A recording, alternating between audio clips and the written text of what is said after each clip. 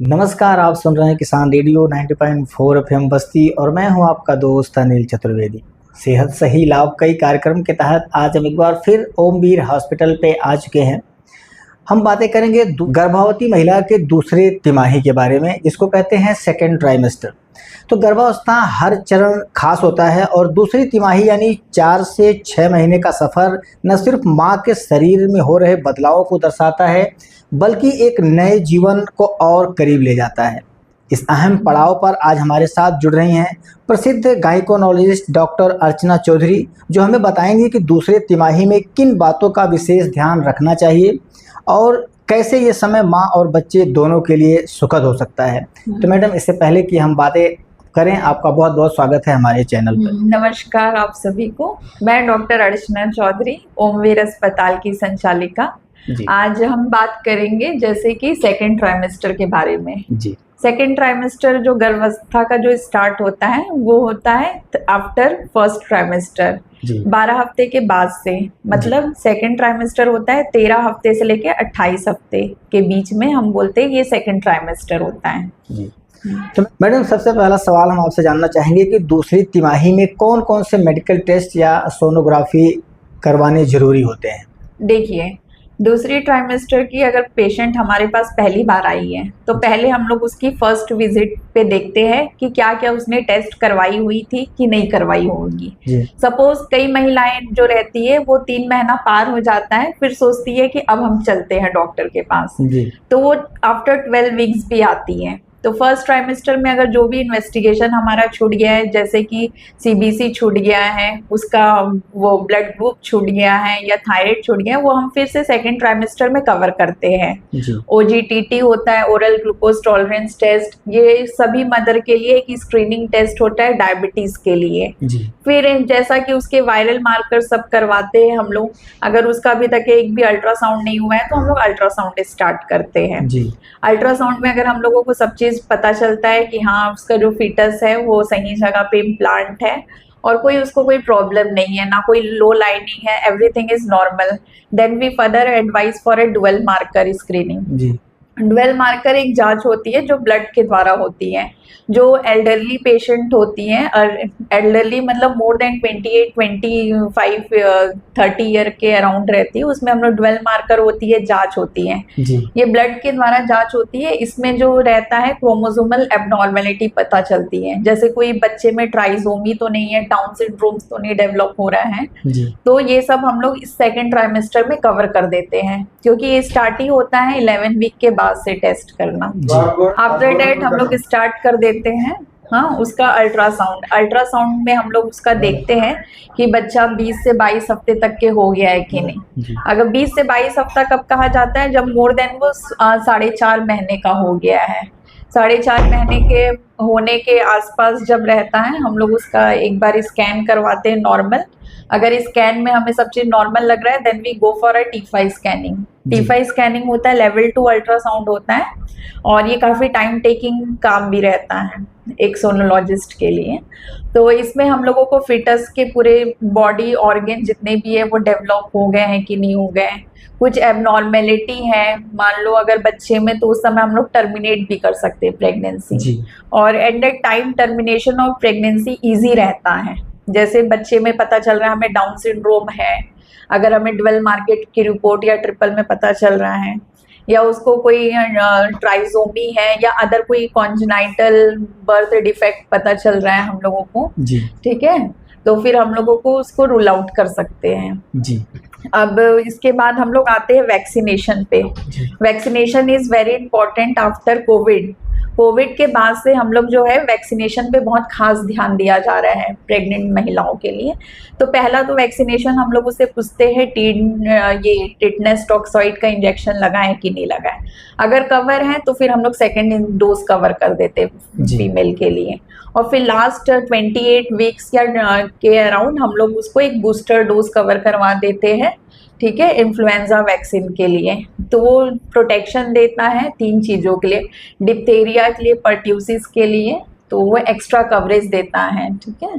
अब हम लोग आ जाएंगे उसके बाद, अगर सब स्कैन और सब चीज़ हम लोगों को नॉर्मल पता चल रहा है, तो फिर उसके बाद हम लोग धीरे धीरे प्रेगनेंसी के बारे में उसको सजेस्ट करने लगते हैं कि अब धीरे धीरे जो आपकी प्रेगनेंसी है वो कंटिन्यू अपना नॉर्मल वे पे है। जी। मतलब T5 स्कैनिंग में कोई एबनॉर्मेलिटी हमें नहीं मिली, उनके ब्लड इन्वेस्टिगेशन में कोई एबनॉर्मेलिटी नहीं मिली, उनका ग्लूकोज लेवल सही चल रहा है, तो ये सब चीज़ हम लोग को रूल आउट करना ज़रूरी रहता है। जी मैडम, हम आपसे ये भी जानना चाहेंगे कि क्या इस दौरान भ्रूण की गतिविधियां महसूस होने लगती हैं?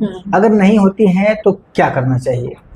देखिए, जो सेकेंड ट्राइमेस्टर होता है वो सबसे अच्छा पीरियड होता है, बिकॉज एट दैट टाइम, इस टाइम पे जो उसको सिम्टम्स आ रहे थे फर्स्ट ट्राइमेस्टर के, द सिम्टम्स जैसे उसको नोजिया है, वॉमिटिंग है, धीरे धीरे ये क्या रहते हैं, सिम्टम्स अब डिसअपियर होने लगते हैं। तो ultimately the women feel very comfortable in her first second trimester. She is having light movement, जिसको बोलते हैं क्विकनिंग मूवमेंट। पहले बच्चे का क्विकनिंग का साइन आता है हमें। क्विकनिंग क्या होता है, एक बच्चे का मूवमेंट पता चलता है, मुंह का मूवमेंट, तो वो बहुत अच्छा स्टेज समय रहता है उस समय। अब अपने जो फीटस था वो जो 50 ग्राम का था पहले ट्राइमेस्टर में, अब धीरे धीरे हम उसको बढ़ता हुआ देखेंगे till the time we reach 28 week. Last second trimester का जो आखिरी हफ्ते में जब हम लोग पहुंचेंगे, the fetus size reach up to 1 kg around, 1 to 1.5 kg around. तो ये समय अच्छा समय रहता है, इसमें फीमेल जो है एंजॉय करती है इजली। तो इसमें quickening is the first sign which appear in the female abdomen, और उसके बाद उसके फेस में कुछ साइन आने लगते हैं, है ना। फिर उसके बाद उसके पेट के बीचों में साइन आते हैं, जिसको हम लोग लीनिया नाइग्रा कहते हैं, स्ट्राया ग्रेविडरम, ये हमारी मातृभाषा है, मेडिकल टर्मिनोलॉजी है। इसमें ब्लैकिश पैचेस आने लगते हैं धीरे धीरे। तो this symptoms disappear after pregnancy, and कुछ फीमेल्स में नहीं डिसअपियर होती है, बिकॉज क्योंकि एब्डोमेन धीरे धीरे एनलार्ज हो जाता है। तो ठीक है, सेकेंड ट्राइमेस्टर का ये पीरियड बहुत अच्छा रहता है। मैडम, इस अवस्था में अगर महिला है तो क्या उसे काम पर जाना चाहिए या व्यायाम भी करना चाहिए? हाँ, जो सेकेंड ट्राइमेस्टर रहता है इसमें जो सिम्टम्स रहते हैं जैसे धीरे धीरे डिसअपियर हो जाते हैं, तो पेशेंट की बॉडी ऑलरेडी वो टॉलरेट करने लगती है कि हाँ अब मेरे पास जो है go to their work place, वो अपना 5-6 घंटा अपना काम कर सकती हैं। थोड़े थोड़े देर में उसको ब्रेक लेना चाहिए, उसमें अपना पर्याप्त मात्रा में उसको खान पान का ध्यान रखना चाहिए, और एक्सरसाइज भी वो कर सकती हैं। अगर वो वॉक भी कर सकती हैं, योगा कर सकती हैं।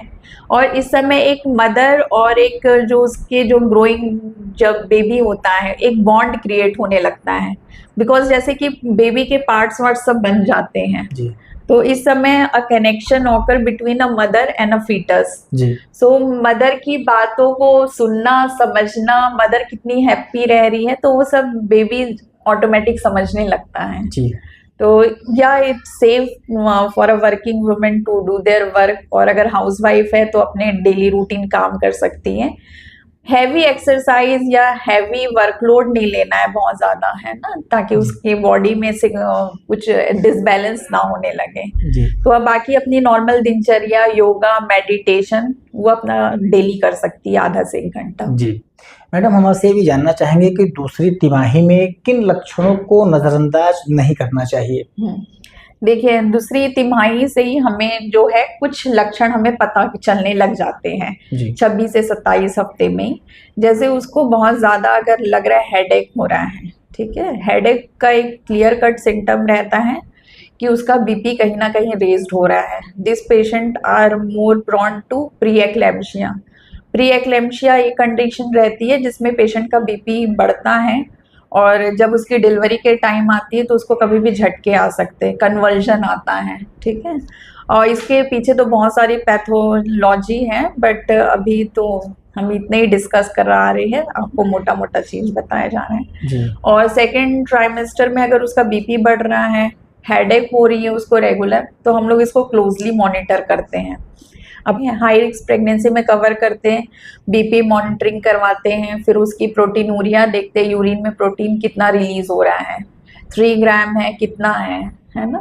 तो ऐसे हम लोगों को सिम्टम पता नहीं लग रहे हो। और अगर पेशेंट बता रही है कि मैडम मेरे हाथों पैरों में सूजन आ रहे हैं, चेहरा उसका अजीब सा पेल येलोइश दिख रही है, तो हम लोग एज्यूम करते हैं यहाँ ये जॉइंटिस की तरफ भी जा रही है। जी।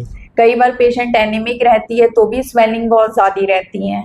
अभी जो रिसेंटली जो देखा गया है, सबसे ज़्यादा पेशेंट एनीमिक हमें मिलती है। Then the second risk factor is eclampsia, pre-eclampsia, then eclampsia occur। Third हम लोगों को ध्यान रखना है, उसको किसी तरह का जो वजाइनल डिस्चार्ज तो नहीं हो रहा है, गंदे पानी का डिस्चार्ज हो रहा है या लीकिंग हो रही है ना, या कई बार इन्फेक्शन हो जाता है इस स्टेज में जिसके शुगर लेवल बढ़े हुए रहते हैं, अनकंट्रोल्ड डायबिटिक जो मदर रहती हैं, तो इसमें रिकरेंस होती रहती है। ठीक है, इसमें कैंडिड इन्फेक्शन बहुत ज़्यादा रहता है, कर्डी वाइट डिस्चार्ज आ रहा है तो मतलब फंगल इन्फेक्शन में लेते हैं। सेम गंदा गंदा पानी आ रहा है, ग्रीनिश डिस्चार्ज है तो उसको बैक्टीरियल वजाइनोसिस हो सकती है। तो जैसा अपना बताते हैं हम लोग उस हिसाब से अपना डायग्नोसिस बताते हैं। अब ये हो गया डिस्चार्ज की बात हो गई होगी, एक्लेम्शिया प्री एक्लेम्शिया की बात हो गई, एनीमिया की बात हो गई, जॉइंटिस की बात हो गई, ये सब हम लोग धीरे धीरे रूल आउट करते हैं जी। और तीसरा ध्यान हमें रखना है ब्लीडिंग का। कई बार पेशेंट को अगर ब्लीडिंग हो रही है, स्पॉट ब्लीडिंग हो रही है, ठीक है, तो उसमें प्लेसेंटा प्रीविया डेवलप हो गया है, एक्रीटा डेवलप हो गया है, तो ऐसे पेशेंट को हम लोग बेड रेस्ट पे भी डाल देते हैं जी, कंप्लीटली बेड रेस्ट, है ना। और इसमें हम लोग को देखना है कि कई बार उसका ब्लीडिंग होते होते कई बार फिटस भी बाहर आ जाता है।